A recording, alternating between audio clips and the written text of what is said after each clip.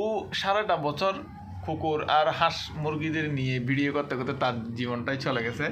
সে নাকি এখন বই বিক্রি করতেছে, মানে ওর লেখা বই, ও নাকি আবার বইও লিখতে পারে। মানে এই বাংলাদেশের জন্ম নিয়ে কি আমরা কি ভুল করছি ভাইয়া? হ্যাঁ, মানে আমি বুঝতেছি না আসলে একজন টিকটকার বা একজন ফেসবুক কন্টেন্ট ক্রিয়েটর যদি বই লিখে, তো যারা পড়াশোনা করে, যারা কবি হওয়ার স্বপ্ন দেখছে, তারা কি করবে? আরে ভাই, তোমার 10টা ফলোয়ার আছে বা 20টা ফলোয়ার আছে বিদায় তুমি বই একটা নিজের মতো করে লিখে তুমি যদি বিক্রি করো, তাহলে তুমি কবি হয়ে যাবে?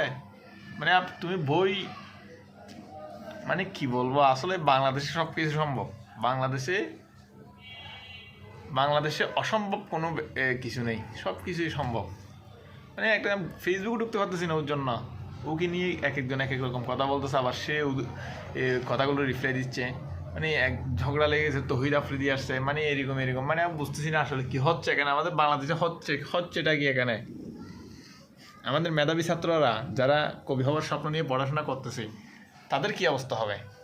তারা যদি এভাবে 10-15টা যদি ফলোয়ার জোগাড় করার পর যদি তারা যদি বই বিক্রি করে বলে, তখন যারা কবি হওয়ার স্বপ্ন নিয়ে যারা পড়াশোনা করতেছে, তাদের কি হবে? লজ্জা শরম নাই তোদের ভাই? লজ্জা শরম নাই? হ্যাঁ কাফি ভাই, তোকে বলতেছি ভাইয়া, লজ্জা শরম নাই তোর কাছে? লজ্জা শরম নাই? মানুষকে বলে বলে কদিন খাবি? হ্যাঁ, ব্যবসা বাণিজ্য কর, ফেস চালাস, বালা কথা বুঝলাম। তুই এখানে আবার বই কেন লিখতেছিস বেড়া? বই কেন লিখবি? হ্যাঁ, তোর বই লেখার যোগ্যতা আছে? এগুলো করিস না, ভালো হয়ে যা, ভালো হয়ে যা, বুঝছস? অনেক মাইর দেবো, ভালো হয়ে যা, তো ভালো থাকিস। আর এই ধরনের ভিডিও আর কখনো করবি না, ভালো থাকিস। লাস্ট ওয়ার্নিং টুকে, বুঝছস?